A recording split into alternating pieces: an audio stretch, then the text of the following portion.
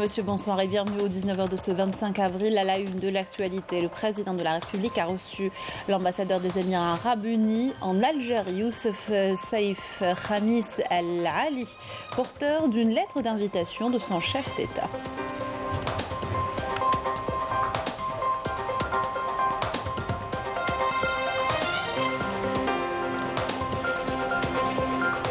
Le président de la République a reçu l'ambassadeur de Syrie, Namir Wahib Al-Ghanim, qui lui a rendu une visite d'adieu au terme de sa mission en Algérie.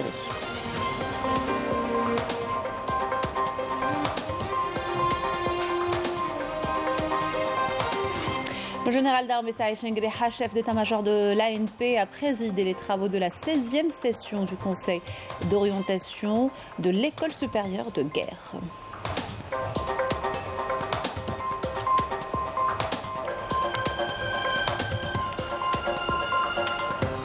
Début du rapatriement des ressortissants algériens au Soudan, en application des instructions du chef de l'État. Le pays est théâtre de violents combats depuis 11 jours. Nous ferons le point sur la situation.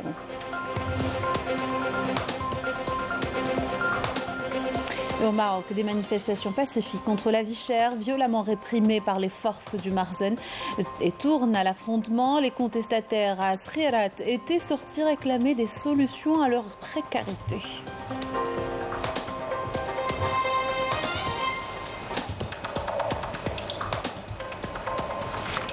Et on vous fait découvrir dans ce journal la belle collection de la Fondation Ben Bahmed, des pièces provenant de tout le continent africain, évoquant avec fierté ses richesses et son histoire, et en parfaite adéquation avec le thème du mois du patrimoine de cette année. Bienvenue à tous, heureuse de vous retrouver. Je vous disais en titre, le président de la République a reçu ce mardi à Alger l'ambassadeur de l'État des Émirats Arabes Unis en Algérie, Youssef Saïf Khamis Al-Ali, porteur d'une lettre d'invitation de son chef d'État. L'audience s'est déroulée en présence du directeur de cabinet à la présidence de la République, Mohamed Nadir Al-Arbaoui.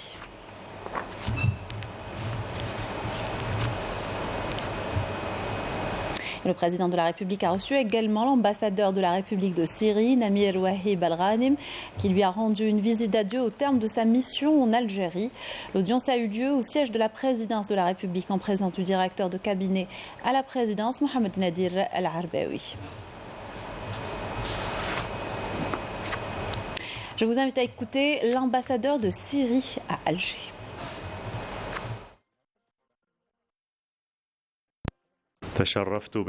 J'ai eu l'honneur de rendre une dernière visite au président de la République algérienne, Abdelmadjid Tebboune, au terme de ma mission en Algérie en qualité d'ambassadeur de la République arabe syrienne. Lors de notre entrevue, j'ai écouté ses conseils, sa vision, ses points de vue et profité de sa clairvoyance concernant les questions régionales et internationales, notamment les questions qui concernent le monde arabe. La volonté politique des présidents Bachar al-Assad et Abdelmadjid Tebboune est orientée vers la promotion des relations bilatérales afin de les hisser à leur plus haut niveau et d'en faire des relations exceptionnelles exemplaires. L'on n'oubliera jamais le soutien que nous a apporté l'Algérie durant les dures épreuves que nous avons eu à traverser, ni sa position clairement affichée durant le sommet arabe, appuyant la réintégration de la Syrie au sein du Conseil des États arabes. Mais la Syrie a toujours œuvré, avant toute chose, à renforcer ses relations avec les autres pays arabes et en particulier avec l'Algérie. Je souhaite à ce pays frère encore davantage de prospérité et qu'il reste toujours au sommet et fort sous la direction du président Abdelmadjid Tebboune. À l'occasion, l'ambassadeur a remercié le président de la République pour l'évacuation des ressortissants syriens bloqués au Soudan. On l'écoute. Je remercie le président de la République algérienne, Abdelmadjid Tebboune, de nous avoir aidés à évacuer 22 de nos ressortissants bloqués dans les zones de conflit et à les placer dans des lieux sûrs, et ce lors de l'opération de rapatriement de nos frères algériens. Conformément aux dispositions du décret présidentiel du 26 septembre 2005 portant création de l'école supérieure de guerre, le général d'armée Saïd Chengriha, chef d'état-major de l'armée nationale populaire, a présidé ce mardi les travaux de la 16e session du conseil d'orientation de cette prestigieuse école. Les détails par Yasmine Massoudi.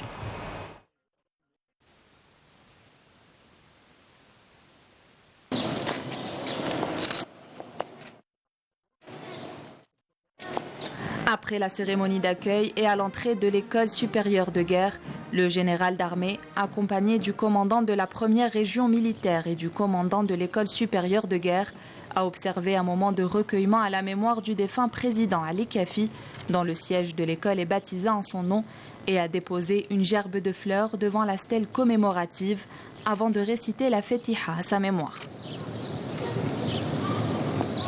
À l'entame des travaux de la réunion, le général d'armée a prononcé une allocution à travers laquelle il a souligné que les guerres modernes que connaît le monde d'aujourd'hui sont totalement différentes des guerres précédentes, ce qui a amené l'armée nationale populaire à porter une attention particulière à deux aspects vitaux, à savoir la dotation en matériel moderne et la formation d'une ressource humaine qualifiée. Les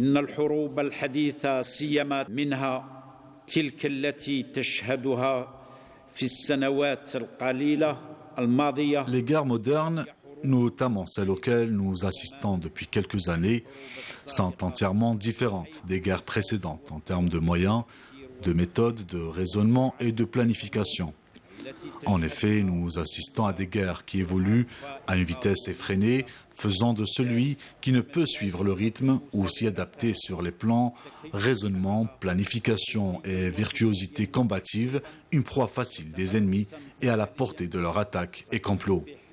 En témoignent les multiples exemples vécus à travers le monde.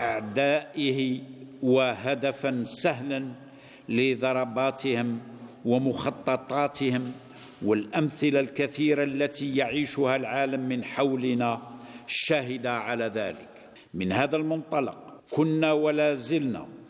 Partant de ce postulat, nous étions et demeurons d'une conviction ferme que les efforts consentis dans le domaine de l'acquisition de différents types d'armements et de matériel moderne et à la pointe de la technologie ne sauraient atteindre sa finalité s'il n'était pas mis entre des mains qualifiées pouvant exploiter parfaitement ses capacités techniques et technologiques. C'est dans cette optique que s'inscrivent nos efforts lors des dernières années afin de porter en permanence l'attention nécessaire à ces deux composantes interdépendantes et de toujours veiller à ce que les personnels militaires accordent à cet aspect l'intérêt qui lui sied. للاعتناء الناجع بهذين العنصرين المتلازمين باستمرار وأكدنا دوما على أهمية إلى المستخدمين العسكريين الاهتمام المستحق لهذا الجانب. Le général d'armée a exhorté dans ce sillage les cadres de l'école supérieure de guerre à encourager les officiers stagiaires à enrichir en permanence leur capital de connaissances, aussi bien grâce à la lecture qu'à travers la valorisation de leurs expériences acquises sur le terrain. والاعتناء الذي أقصده وأحثكم على اتباعه خصوصا أنتم إطارات المدرسة العليا الحربية. L'attention que je vous exhorte à porter particulièrement en tant que cadre de l'école supérieure de guerre est de veiller à ce que les officiers stagiaires ne se contentent pas uniquement des cursus d'enseignement et de formation programmés, mais aient la ferme volonté d'enrichir leur capital de connaissances spécialisées et générales, aussi bien grâce à la lecture qu'à travers la valorisation des expériences acquises sur le terrain.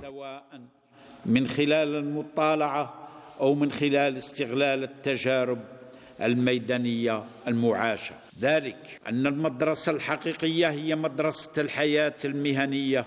En effet, la véritable école est celle de la vie professionnelle qui inculquera au cadre militaire supérieur les qualités d'intelligence et de perspicacité lors de la manipulation des armes, du matériel et des divers types d'équipements mis à disposition, notamment ceux engagés récemment dans le corps de bataille, de manière à pouvoir s'adapter rapidement et efficacement aux nouvelles situations. في قوام المعركة بشكل يسمح بالتكيف الفاعل والسريع مع المواقف المستجدة. Le général d'armée a insisté sur l'importance de la volonté, de la persévérance pour la réussite et de la force d'être convaincu de la victoire chez les futurs cadres de l'armée nationale populaire.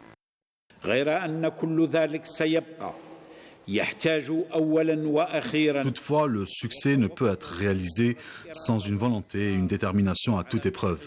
À ce titre, la volonté n'est pas celle de viser la victoire uniquement, mais d'avoir également la conviction absolue de pouvoir l'emporter. Tel est le sens professionnel et patriotique pour lequel je me bats sans relâche, afin que les esprits et les cœurs de l'ensemble des personnels de l'armée nationale populaire en soient imprégnés et grâce auquel notre armée mènera à bien ses missions constitutionnelles et avec lequel le peuple algérien sera rassuré sur son présent et son avenir, quels que soient les défis à relever ou l'ampleur des enjeux à remporter.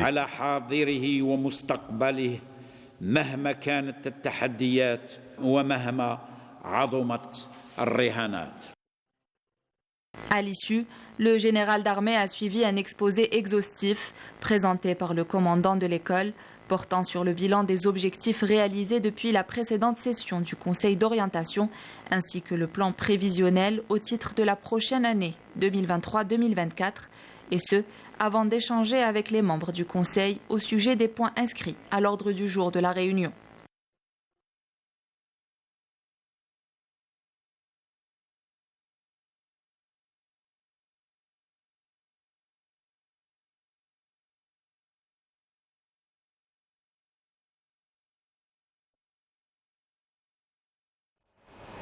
Dans l'actualité, l'évacuation des ressortissants algériens au Soudan désirant quitter ce pays a débuté ce mardi, et ce en application des instructions du président de la République.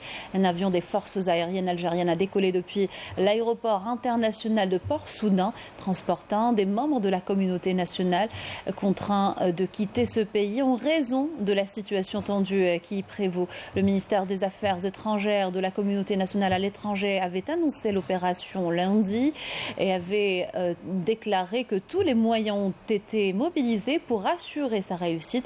Le ministère avait affirmé suivre de près la situation au Soudan à travers une cellule de crise mise sous la présidence du secrétaire général du ministère. Le MAE appelle les ressortissants algériens se trouvant dans ce pays à faire preuve de vigilance et de prudence et à rester en contact permanent avec ses services via le numéro vert 00 213 21 504 500. Et de nouveaux affrontements ont été enregistrés dans plusieurs villes du Soudan. L'armée soudanaise et les forces de soutien rapide avaient annoncé hier un cessez-le-feu de 3 jours qui a rapidement été violé, plongeant ainsi le pays dans son 11e jour de guerre. Pendant ce temps, exode, évacuation se poursuivent. L'aide humanitaire, elle, se fait rare dans ce pays en grande difficulté. Yamina Saïchi. Les affrontements dans la capitale soudanaise se sont poursuivis aujourd'hui entre l'armée et les forces de soutien rapide en dépit d'un cessez-le-feu de 72 heures censé être entré en vigueur hier à minuit, mais qui n'a pas fait long feu. Les évacuations des ressortissants étrangers se sont également poursuivies. La situation humanitaire est de plus en plus alarmante. Les Nations Unies se sont déclarées préoccupées par les répercussions des violences sur les civils innocents. Selon l'ONU, ces derniers sont confrontés à des pénuries de nourriture, d'eau, de médicaments et de carburant, en plus des coupures d'électricité et des moyens de communication, avec la majorité des hôpitaux réduits en poussière. Les violents combats ont fait, selon l'Organisation mondiale de la santé, plus de 450 morts et 4072 blessés. Ils ont également entraîné le déplacement de milliers de civils de la capitale Khartoum vers des pays limitrophes comme le Tchad ou encore Djibouti. L'OMS lance aujourd'hui une alerte sur les risques biologiques très élevés après l'occupation d'un laboratoire national de santé, qualifiant la situation d'extrêmement dangereuse. L'organisation appelle également à l'arrêt des attaques meurtrières contre les personnels de santé, au risque de voir le système de santé au Soudan s'effondrer complètement. En qualité d'envoyé spécial du président de la République, le ministre des Affaires étrangères de la communauté nationale à l'étranger, Ahmed Attaf, a été reçu ce mardi à Nouakchott par le président de la Mauritanie, Mohamed Ould Cheikh El Ghazouani, dans le cadre de la visite de travail qu'il effectue. À cette occasion, le ministre a remis au président mauritanien une lettre de son frère, le président Abdelmadjid Tebboune, et lui a transmis ses salutations chaleureuses et sa détermination à poursuivre l'action conjointe pour concrétiser leur ambition commune de promouvoir les relations de fraternité et de coopération entre les deux pays frères au plus haut niveau possible. L'audience a permis d'évoquer le progrès réalisé en matière de suivi et de mise en œuvre des directives des dirigeants des deux pays, en renforcement des relations algéro-mauritaniennes. Puis le ministre des Affaires étrangères de la communauté nationale à l'étranger a été également reçu mardi à Nouakchott par le Premier ministre mauritanien, Mohamed Ould Bilal Massoud, à qui il a transmis les salutations de son homologue Ayman Ibn Abdelrahman. Il a également abordé avec lui les voies de préserver et renforcer la dynamique marquant les relations de coopération entre les deux pays, en prélude aux prochaines étapes de la coopération bilatérale. Lors de cette rencontre, les deux parties ont évoqué le suivi de la mise en œuvre des résultats de la 19e session de la Grande Commission mixte de coopération algéro-mauritanienne tenue en septembre dernier à Nouakchott, notamment l'intensification de la coopération bilatérale dans les domaines socio-économiques, culturels et scientifiques. La nécessité d'œuvrer à mobiliser les moyens humains et matériels nécessaires pour accélérer la concrétisation des projets communs entre les deux pays frères. Les deux parties ont également abordé les préparatifs pour les prochaines échéances bilatérales, notamment la réunion du comité de suivi de la tenue de la 20e session de la Grande Commission mixte prévue à Alger. Le président turc Recep Tayyip Erdogan décerne la médaille du mérite aux personnalités nationales et étrangères qui ont participé aux efforts de sauvetage lors du séisme qui a bouleversé ou dévasté le pays. Le directeur de coordination de l'organisation et de sauvetage de Moulay Khalifa, qui a dirigé l'équipe algérienne, a pris part à la cérémonie organisée au complexe présidentiel en Turquie. Le président turc lui a décerné la médaille ainsi qu'une attestation de reconnaissance à l'ambassadeur algérien à Ankara, Sofiane Mimouni. Pour rappel, l'Algérie a promptement répondu aux appels d'aide de la Turquie en envoyant une équipe de la protection civile spécialisée dans le sauvetage et des dons sur instruction du président. Et cet appel de l'ONG Western Sahara Research Watch a toutes les entreprises impliquées dans le commerce avec le Maroc à arrêter immédiatement tous les achats et transports de phosphate provenant du Sahara occidental occupé jusqu'à ce que soit trouvée une solution au conflit. Dans son 10e rapport annuel, l'ONG a détaillé les entreprises impliquées dans le pillage du phosphate sahraoui. Ce minerai est une des principales sources de revenus du Marzen sur le territoire qu'il occupe en violation du droit international. Puis violation des droits des Sahraouis à tous les niveaux, les forces d'occupation marocaines font subir les pires exactions à la population, violences physiques, morales, incarcération et répression. Les Sahraouis, notamment les militants pour la liberté, sont persécutés au quotidien. Je vous invite à suivre ces témoignages. Que ce soit à l'Aïoun occupé ou dans le reste des territoires sahraouis occupés, le peuple sahraoui vit dans un état de siège et subit quotidiennement les pires formes de répression de la part des forces d'occupation marocaines qui ont investi les artères de la ville de l'Aïoun occupée avec pour seul but de terroriser l'ensemble du peuple sahraoui ainsi que les militants et les représentants du Front Polisario. Nous assistons ce jour à un encerclement policier sans précédent, notamment à l'Aïoun occupé. Les militants sont pris à partie afin de les terroriser. Il faudrait qu'ils sachent que ceci ne nous arrêtera pas et que nous n'avons pas peur. Au contraire, nous sommes déterminés à poursuivre notre combat et notre lutte jusqu'à ce que nous soyons libres et indépendants.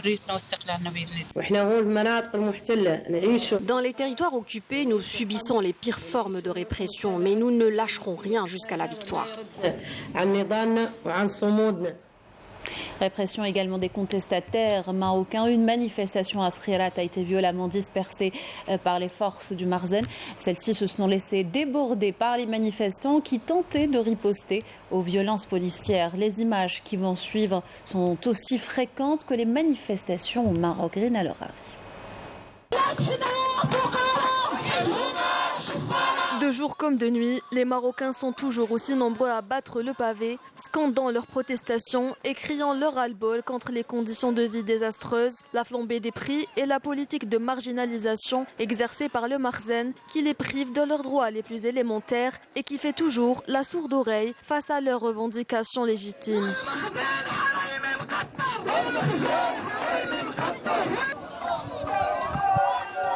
À Srirat, la colère gronde. La ville a été le théâtre de violents affrontements qui ont engendré plusieurs blessés. Des émeutes ont éclaté suite à une manifestation contre la pauvreté et l'extrême précarité dans laquelle sont plongés les habitants. Déployés en grand effectif, les forces de l'ordre ont bastonné dans la foulée hommes, femmes et enfants afin de les museler.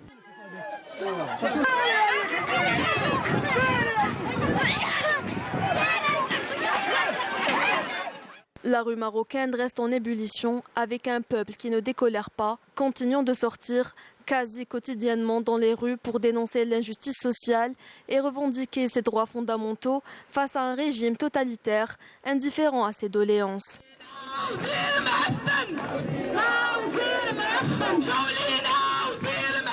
En Palestine, des dizaines de colons ont pris d'assaut ce mardi les cours de la mosquée Al-Aqsa sous la protection de la police sioniste. Ils ont fait des marches provocatrices tout en effectuant des rituels talmudiques. Lundi, plusieurs éléments de la police sioniste s'étaient introduits dans la mosquée du côté de Bab al-Rahma, ont coupé ses fils électriques pour la deuxième fois consécutive et empêché les gardes d'Al-Aqsa d'y entrer. Retour dans le pays pour parler numérisation. Le processus en cours dans les administrations. Les finances ont lancé l'opération il y a quelques années, notamment pour la fiscalité. Elle permet une meilleure identification des ressources et la collecte des recettes. L'objectif étant de réussir les réformes économiques. Yamina Saïdji. La numérisation. L'un des principaux engagements du président de la République qui a accordé au gouvernement un délai maximum de 6 mois pour la numérisation des domaines, des impôts et des douanes. Une opération qui permettra d'une part de combattre l'évasion fiscale, mais aussi de renflouer les caisses du Trésor public. Pour la réussite de cette opération, le ministère des Finances a mis en place un mécanisme bien rodé pour la numérisation de ces secteurs. Il y a des startups activant dans la numérisation ainsi que des entreprises nationales leaders dans le domaine. Nous allons donc travailler avec ces entreprises conformément aux directives du président de la République. La numérisation est bel et bien engagée dans plusieurs départements ministériels, à l'instar du ministère de l'Intérieur et des collectivités locales et celui de la Santé. Aujourd'hui, la priorité du gouvernement est la numérisation de l'administration fiscale pour une planification financière stricte, mais aussi pour intégrer l'économie informelle dans le circuit légal. Le seul moyen de lutter contre l'économie informelle est la numérisation. Si toutes les transactions financières étaient numérisées, on pourrait diminuer jusqu'à 80% de ce marché. Dans le même sillage, le président de la République a ordonné la mise en place, et en urgence, d'une banque des données algérienne par le ministère des Finances, afin de faciliter aux différents services de l'État l'exercice de leurs fonctions et l'accomplissement de leurs devoirs de la manière la plus efficace. Plusieurs projets de dessalement d'eau de mer sont en cours de réalisation sur le littoral. Un projet de station vient d'être lancé à Tarf. Elle sera d'une capacité de 300 000 m3 et desservira plusieurs villages. Malika Bellel nous en dit plus. 5 stations de dessalement d'eau de mer le long du littoral algérien. Des projets stratégiques, celle de Tarf en fait partie. Prévue sur 11 hectares, elle est appelée à produire 300 000 m3 d'eau par jour. Cet important projet permettra d'alimenter en eau potable 4 wilayas, à savoir Annaba avec un volume de 81 000 mètres cubes jour, Guelma avec 218 000 mètres cubes jour, At-Tarf et Soukharas. Les travaux de réalisation de ce projet ont été lancés durant l'été 2022. Ils ont été confiés au groupe SARPI et ENAC.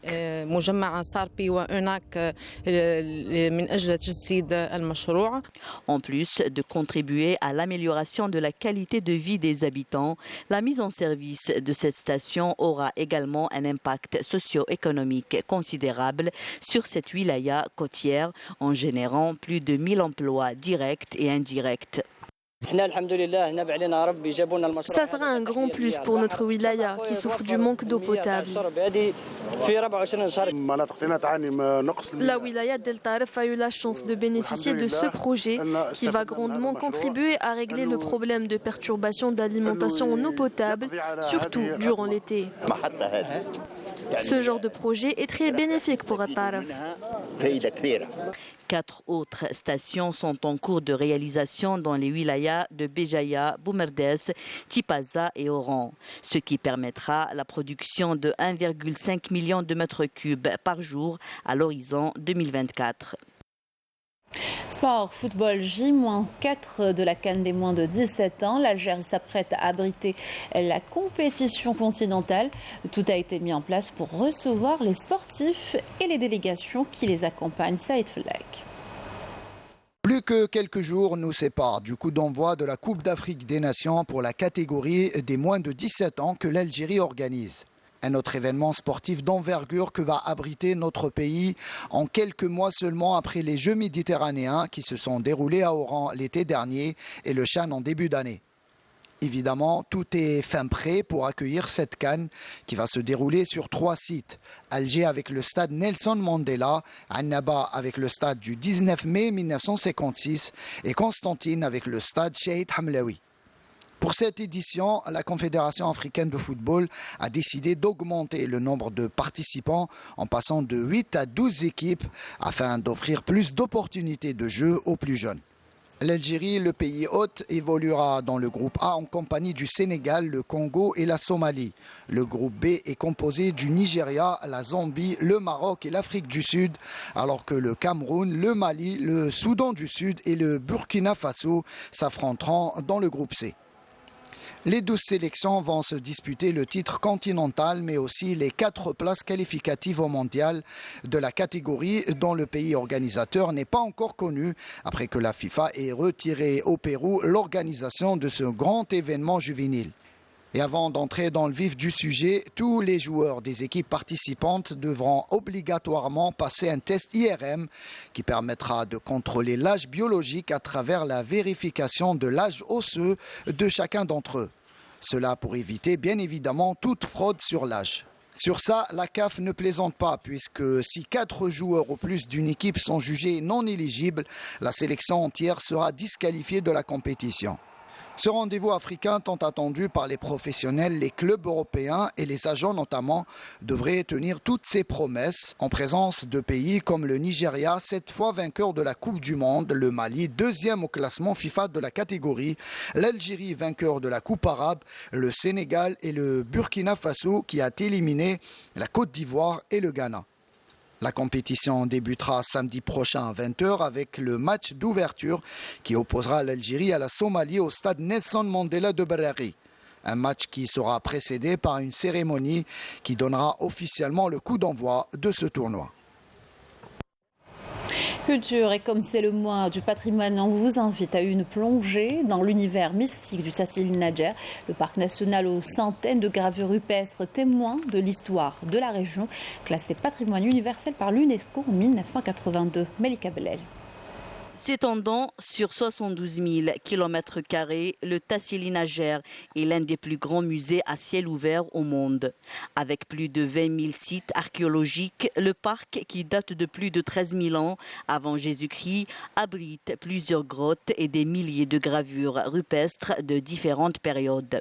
Cet immense plateau compte également les montagnes d'Ijbaran à 2500 mètres d'altitude, où plus de 15 000 dessins et gravures permettent d'y suivre depuis 6 000 ans avant Jésus-Christ jusqu'au 1er siècle de notre ère, les changements du climat, les migrations de la faune et l'évolution de la vie humaine aux confins du Sahara. Cet instrument est utilisé par l'homme préhistorique afin d'extraire une matière qu'une fois mélangée, adulée, nous donne cette peinture utilisée pour dessiner ces gravures. La densité exceptionnelle des peintures et des gravures et l'existence de nombreux vestiges préhistoriques sont des témoignages exceptionnels de la préhistoire, depuis 10 000 ans avant notre ère jusqu'au 1er siècle. Toutefois, c'est l'art rupestre, gravure et peinture qui a fait la renommée mondiale du Tassili à partir de 1933, date de sa découverte. Il s'agit là d'un art complet, que ce soit du côté technique ou bien des sujets illustrés et la manière de les illustrer. Tout cela montre l'intérêt et l'attachement de l'homme préhistorique à sa civilisation. Ces gravures de grande valeur témoignent d'une grande civilisation. D'après quelques historiens et chercheurs, le parc du Tassili Najer daterait de 5000 ans, bien avant les pyramides d'Égypte. Le parc culturel du Tassili Najer est classé depuis 1982 au patrimoine mondial de l'UNESCO. Il est également inscrit dans la réserve mondiale de biosphère depuis 1986. À noter que le parc du Tassili qui abrite la vallée d'Ihrir est aussi classé depuis février 2001 site Ramsar, c'est-à-dire zone humide d'importance internationale. Le mois du patrimoine se décline cette année sous le slogan ou sous le signe de l'Afrique, un thème qui s'applique à la belle collection de Abdelkrim Ben Bahmed, exposée dans un musée privé. Ces pièces proviennent de tout le continent et évoquent avec fierté ses richesses. La fondation qui l'abrite nous a ouvert ses portes le temps d'un reportage réalisé par Yann Saïd Belkacem. Des statuettes, des sceptres, des bijoux, des objets d'art ou même des objets du quotidien venus des quatre coins de l'Afrique. Tout ce qui se trouve ici rappelle la riche et profonde histoire du continent, berceau de l'humanité, à l'exemple de cette porte royale de Bamoun, venue tout droit du Cameroun. Vous voyez, ça c'est une porte, il y a beaucoup de copies de ce... Vous voyez, ça c'est... les Bamoun sont des musulmans. Donc ils font plus ce travail. Ou même encore de ces manuscrits du Coran, datant de plusieurs décennies, ramenés d'Afrique subsaharienne. C'est des manuscrits, hein. Ça c'est un Coran Hausa, ça c'est un Coran Bamoun. Entre les Hausa et les Bamoun, il y a de grandes distances. Ce musée compte l'histoire de l'Afrique, mais à travers cette riche collection, c'est l'histoire de ses fondateurs qui est comptée également. C'est plus d'une cinquantaine d'années que Abdelkrim Ben Bahmed et sa compagne ont passé à regrouper ces pièces uniques, un véritable temple des arts et de la culture africaine. Ce musée a été baptisé à juste titre Itinéraire Algérie-Afrique. Nous étions à Abidjan avec ma femme un week-end et elle me dit Ya Abdelkrim, nous ne savons pas vendre et acheter. Et c'est comme ça que l'idée d'un musée, d'une fondation, d'un centre de recherche, d'un centre de documentation, c'est-à-dire tout ce qu'on avait comme bien, nous les avons mis dedans. 1000 pièces sont exposées ici provenant des différents voyages qu'il a effectués dans 51 pays d'Afrique depuis 62. Abdelkrim Ben Bahmed n'a cessé d'étoffer sa collection au fil du temps. Il y avait un tel attachement à chacun des objets qu'on avait ramassés, un amour pour ce que représentait chacun de ces objets, n'est-ce pas, que je ne m'en serais jamais séparé pour tout l'or du monde. Dans cette mine d'or, une pièce en particulier a une valeur sentimentale pour Abdelhamid, puisqu'il s'agit de sa première acquisition. Et cette pièce-là m'a été offerte par un chef d'un village qui a apprécié une rencontre de football auquel j'ai participé, n'est-ce pas? Et il me proposait cette CAN en me disant, mon fils, voilà cette CAN, tu peux prendre pour épouse, pour un jour ou pour la vie, n'importe quelle fille de mon peuple qui ne soit pas mariée. Ce musée est d'abord dédié à la mémoire de l'inspiratrice de la fondation Ben Bahmed, mais aussi et principalement à la fraternité Algérie-Afrique. Il a pour vocation de raconter l'histoire de l'Afrique aux Algériens et celle de l'Algérie aux Africains. Voilà qui termine notre journal. Merci de l'avoir suivi. Excellente soirée sur Canal Algérie.